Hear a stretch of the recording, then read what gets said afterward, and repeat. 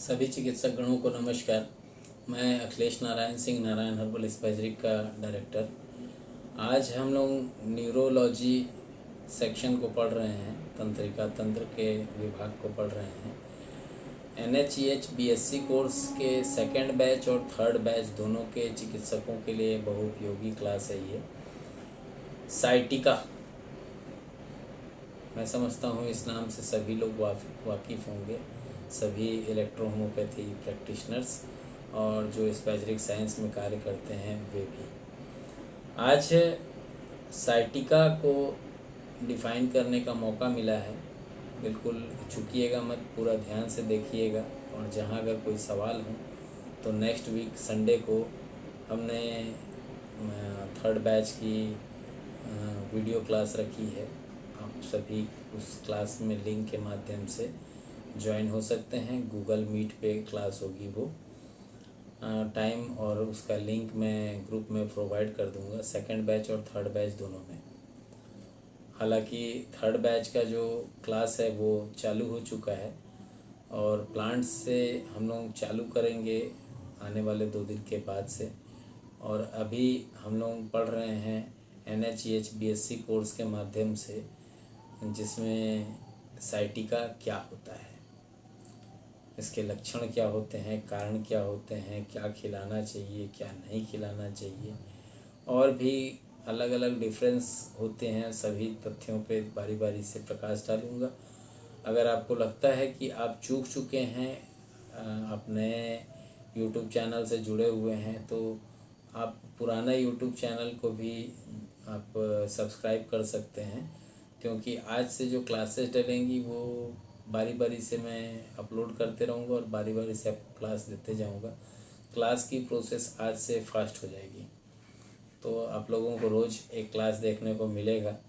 कुछ एक विशेष क्लासेस होंगी जिसको यूडेमिक और स्किल शेयर जैसे प्लेटफॉर्म से आपको देखना होगा, और चार्जेबल होगा वो।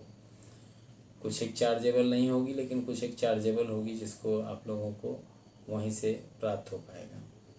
तो आज हम लोग ग्रासनी कटी स्नायु शूल या साइटिका जिसको हम लोग कहते हैं, नाम इसका अर्धाकुलनासा,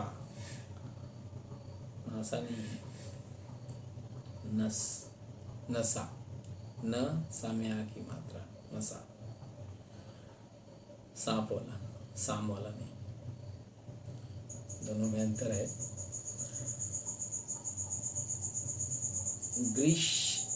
ग्रीष संबंधित श्रोणी वेदना, कूल्हे और जांघ का जो वात रोग होता है, नितिंब जिसको हम लोग तंत्रिका का दर्द कहते हैं या साइटिका कहते हैं। सामान्य बोलचाल में इसे कुलांग का दर्द भी कहते हैं। लंगड़ी का दर्द और वायु पीड़ा आदि नामों से हम इसको जानते हैं। इसका परिचय, पैर में साइटिका तंत्रिका जिसको साइटिका नर्व कहते हैं कि लंबाई के साथ साथ होने वाला दर्द जो जांघों के पीछे से महसूस होते हुए पैर के भीतर की ओर नीचे को चला जाता है। तो ये दर्द जब होता है व्यक्ति को, तो दर्द ऊपर से नीचे नहीं होकर के नीचे से ऊपर होता है, मतलब एड़ी से दर्द उठते हुए ऊपर की ओर जाता है। अब तथा इसके जो साइटिका जो नर्व होती है वहाँ पे इन्फ्लेमेशन हो जाता है, और उस पर कई बार चोट पहुँचने अथवा उसके दब जाने के कारण व्यक्ति को साइटिका रोग होता है। आम कारण इसमें ब्लॉकेज ही है। रायोप्लास्ट आप चला सकते हैं बहुत ज़्यादा तीव्र है तो, और नहीं तो NH-NO ब्लॉकेज के साथ NH साइटिका ड्रॉप और साइटिका ऑयल का एप्लीकेशन आप कर सकते हैं। यहाँ पे रोग का प्रधान कारण क्या है, लक्षण क्या है, प्रधान लक्षण, उसके बारे में भी बात करना आवश्यक है।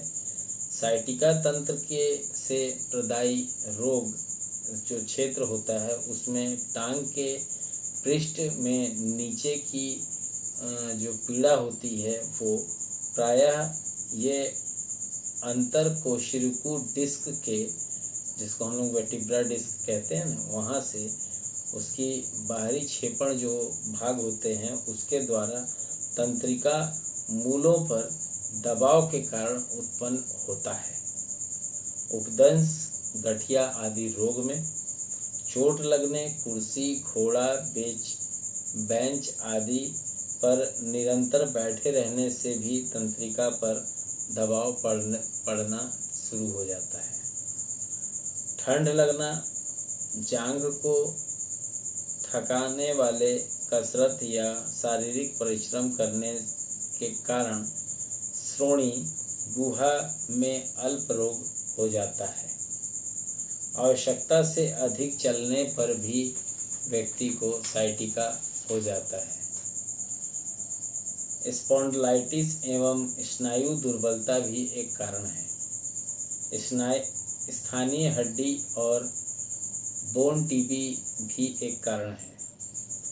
प्राथमिक अस्थि अबूर्द that means malignant cells disorder कह सकते हैं या टिश्यू डिसऑर्डर की, या द्वितीयक कार्सिनोमा, सेकेंडरी कार्सिनोमा में भी देखने को मिलता है।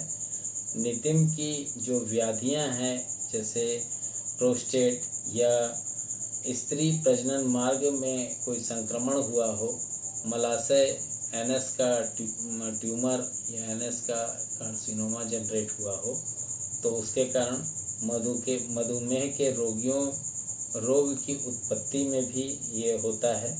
और नितंब लगने पर गलत सूची वेदकों के तंत्रिका क्षतिग्रस्त हो जाने के कारण भी होता है। दर्द के समय में टांग में और घुटने के जो पिछली तरफ से जो दर्द होता है वो टखने तक होता है। ठीक है, लक्षण बता रहा हूँ।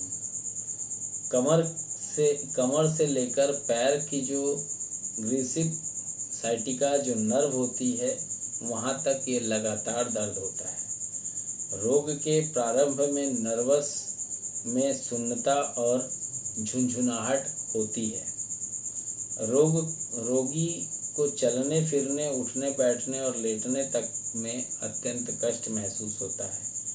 दर्द में नितंबों से लेकर के घुटने के पिछले हिस्से तक और कभी कभी एड़ी तक दर्द की एक लकीर सी खींची हुई प्रतीत होती है। दर्द इतना हल्का तो कभी बहुत तेज दर्द के समय जो तेज दर्द के समय पे व्यक्ति जो होता है वो खड़ा नहीं हो सकता है, और अगर होता भी है तो बहुत कठिनाई से खड़ा होता है। दर्द कभी कभी एक टांग में और कभी कभी दोनों टांग में, दोनों पैरों में चले जाता है। काखें आगे झुकने लगती है और जो छींकें हैं वो दर्द के साथ में बढ़ती है। तीव्र दर्द की स्थिति में रोगी बेसुध हो जाता है, अनकॉन्शियस पड़ा रहता है। रात के समय हिलने डुलने पर भी तथा आंधी तूफान वर्षा आने पर पहले प्रायः इसका दर्द पहले से ही बढ़ चुका होता है। ये बीमारी अधिकतर किनको होती है? 40 से 50 की आयु वाले व्यक्तियों में पुराने ज़माने में। आज किनको हो रही है? 30-35 से चालू हो करके और 50 इयर्स तक के व्यक्तियों में बहुत मात्रा में। उसके ऊपर अगर ट्रीटमेंट आपने नहीं लिया है और उसके बाद भी आप लगातार भोग रहे हैं कष्टों को, और फिर भी अगर पूछा जाता है तो बोलते नहीं मैं तो ठीक हूँ। तो आप ठीक थोड़ी हैं।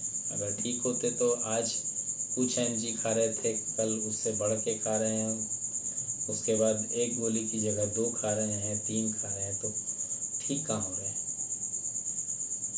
मैं कोई चैलेंज नहीं करता किसी को, बट जो वास्तविकता है वो तो रोगियों को मालूम है। तो आज हम लोग इसका जो कुछ नवीन विचार हैं आए मेरे मन में, तो सोचा कि बता दूं। अब तक हम लोग समझते थे कि साइटिका नर्व के इन्फ्लेमेशन के कारण पीड़ा होती है, क्योंकि इसकी चिकित्सा में विटामिन बी तथा एंटी इन्फ्लेमेटरी रेमेडीज़ का प्रयोग होते देखा है मैंने, लेकिन उससे लाभ होता है या होता था ये कहना मुश्किल होगा। जबकि इन औषधियों का कार्य जो है वो संदिग्ध है। कुछ रोगियों को बिना औषधियों के प्रयोग के भी स्वतः लाभ होते मैंने देखा है। अतः ये कह सकता हूँ कि सिद्ध होता है कि साइटिका नर्व का न होकर के उसके मूल स्थान रीढ़ की हड्डी के बीच जो टिकिया का हौश होता है, जिसको हम लोग डिजेनरेटिव डिस्क ऑफ वर्टिब्रा कहते हैं, के कारण होता है। इस रोग में हड्डी के पास उभार, द्रव इकट्ठा होना, हड्डी का बढ़ जाना या अन्य कारण जिसमें स्पाइनल कॉर्ड से निकलने वाली नर्व साइटिका नर्व पर दबाव पड़ता है, जिसके कारण उतने ही भाग में तीव्र पीड़ा का आभास होता है। इसको ये नर्वस आपूर्ति करती है, जो साइटिका नर्व होती है उसकी आपूर्ति करती है।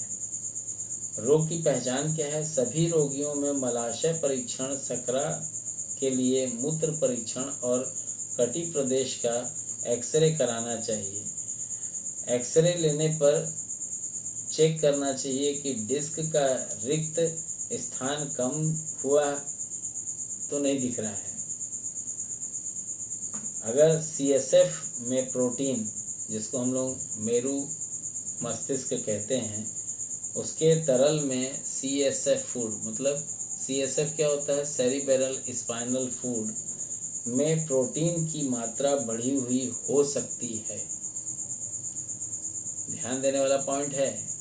बार बार मैं नहीं पढ़ाऊँगा ऐसे, क्योंकि मेरे वीडियो, मेरे चैनल्स पता नहीं क्या है, लोग हैक कर दे रहे हैं, क्या कर रहे हैं समझ नहीं आ रहा है। अब बात आती है कि व्यक्ति को इसमें रोगी जो है या रोग का जो परिणाम है वो क्या होता है। शैया पर, मतलब बेड पर पूर्ण विश्राम कराने पर 4 से 6 सप्ताह में लाभ होता दिखता है, परंतु इसमें पुनः होने की प्रवृत्ति पाई जाती है। ध्यान रखिएगा। यदा मतलब फुट ड्रॉप के पूरी तरह ठीक होने के की जो संभावना होती है वो बहुत ही कम होती है, बट NH साइटिका ड्रॉप और NH साइटिका ऑयल को देने से आप विदिन 7 डेज में उसका रिजल्ट देख सकते हैं। यदि रोगी की पीठ के सहारे लेटा हुआ है और उसके टांग को बिना मोड़े ऊपर को उठाने के लिए कहते हैं, तो वो पीड़ा इफेक्टेड रूट से खिंचाव के कारण टांग को पूरी तरह नहीं उठा पाता या नहीं उठा सकता। इसमें रोगी टांग को ऊपर उठाते उठाते रुक जाता है। वीडियो लंबा हो गया। इसमें चिकित्सा की विधि क्या होगी? इस रोग की वास्तविक चिकित्सा बिस्तर पर पूर्ण कंप्लीट बेड रेस्ट, रोगी को बैठने या चलने फिरने की किसी भी अवस्था में अनुमति नहीं देनी चाहिए। रोगी का बिस्तर सीधा और कठोर सख्त जैसा होना चाहिए। कब्ज निवारक औषधियाँ जो होती हैं एस्लास जैसे देना चाहिए, या NH नो गैस आप दे सकते हैं। केवल इसलिए दी जाए कि बिस्तर पर हर समय पीड़ा पर रहने वाले रोगी को शौच आदि में कठिनाई न हो। यदि उपरोक्त प्रबंधन और नीचे लिखी, जो बुक में मैंने लिखी है नीचे लिखी हुई, इसलिए मैंने उसको वैसे ही पढ़ा, तो जो नीचे मैंने इसमें प्रदर्शित किया है वो भी बताऊंगा, बट अगर किसी व्यक्ति को ऐसा दिखता है कि चिकित्सक से लाभ नहीं हो रहा है तो रीढ़ की हड्डी की ट्यूबरकुलोसिस की जांच अवश्य करानी चाहिए। रोगी को अगर लगता है कि हाँ वर्टिब्रा में कोई प्रॉब्लम है तो सर्जन से भी मिल सकता है और इलेक्ट्रोहोम्योपैथी के स्पर्जरिक जो एक्सपर्ट्स होते हैं उनसे भी संपर्क साध सकता है। जबकि हम लोग देखे हैं कि अधिकांश रोगियों में शल्य चिकित्सा होने के बाद लाभ नहीं मिलता है और संदिग्ध हो जाता है रोगी। मधुमेह हो सकता है, उसकी उचित चिकित्सा आवश्यक होती है। तो ये कारण हुए, निवारण हुए, चिकित्सा की विधि मैंने बताई, सहायक उपचार और आनुवांशिक चिकित्सा क्या होनी चाहिए। कुछ व्यायाम रोगी कर सकता है जिससे कमर और टांगों की जो मांसपेशियां होती हैं उसमें अपनी खिंचाई, जो खोई हुई जो शक्ति होती है उससे व्यक्ति पुनः प्राप्त कर सकता है। अगर हम लोग यहाँ पे बात करते हैं कि पेन है और पेन है तो इस जगह पे NH साइटिका ड्रॉप और NH साइटिका ऑयल का आप एप्लीकेशन दे सकते हैं और NH साइटिका ड्रॉप को पीने के लिए दे सकते हैं। अगर ज़्यादा मसल्स में पेन आ रहा है तो NH मस्कुलर ड्रॉप भी आप दे सकते हैं। यदि व्यक्ति को मसल्स में क्रैम्प आ रहा हो तो उस कंडीशन में ऑर्थो स्प्रे का उपयोग करना चाहिए। बात आती है अगर किसी को कि दांत में की जो जड़ होती है उसमें प्यूपस की उपस्थिति हो तो भी उसकी चिकित्सा की उचित चिकित्सा करनी चाहिए। आनुवांशिकगत जो चिकित्सा होती है जिसमें रोगी को भारी जूते और गर्म मोजे पहनना चाहिए। दिन में कई बार गर्म पानी में नींबू का रस डाल करके पीना चाहिए। नारायण हर्बल स्पैजरिक के रेमेडी आप दे रहे हैं और उसमें नींबू का रस पिला रहे हैं तो कोई प्रॉब्लम नहीं है, बट इलेक्ट्रोहोम्योपैथी के अन्य दवाइयों को आप लेकर के वहाँ पे नींबू का रस अगर साथ में देते हैं तो वो दवा का असर 0 हो जाएगा। तो सोचना आपको है कि D3 बेस को लेकर के D1 से लेकर D10 तक के बीच में प्रैक्टिस करना है कि पोटेंसाइज रुक को लेकर के और फिर वही स्ट्रोक मारते रहना है। ये आपका बुद्धि, आपका विवेक के ऊपर निर्भर करता है। इसमें नोट करने वाली कुछ बातें हैं, जैसे कि मैं हर क्लास के बाद एक नोट देता हूँ, बिल्कुल उस चीज़ को आप लिख के रखिए। रोगी को किसी भी ओर करवट लेने की अनुमति दी जा सकती है किंतु शरीर को सीधा रखकर किया जाए।